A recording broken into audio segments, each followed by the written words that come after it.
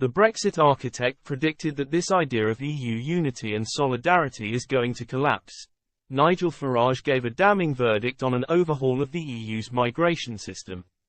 The former UKIP leader said he warned Brussels when he was an MEP that the bloc would be headed for disaster if it allows anyone who enters to stay. He predicted that little will change under the new rules and that this idea of EU unity and solidarity is going to collapse.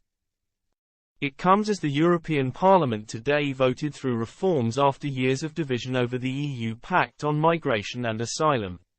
Speaking on his GB News show, Mr. Farage said, "A big day in Strasbourg today in the European Parliament, a big vote on the EU migration pact.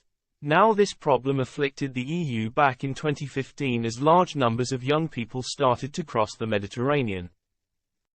I was there in the Parliament, but I warned them if the EU asylum policy means that anybody that sets foot on EU soil is allowed to stay, you will be headed for a disaster. Well, of course no one listened to me. Today the Parliament has passed a series of measures that basically say still anyone that comes, whether it's across the sea or through the eastern land border, will be allowed to stay. Last year 1 million people came into the EU from outside.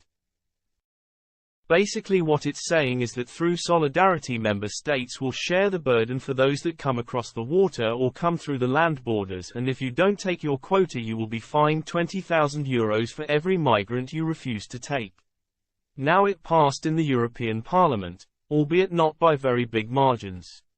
Folks, I promise you this idea of EU unity and solidarity is going to collapse.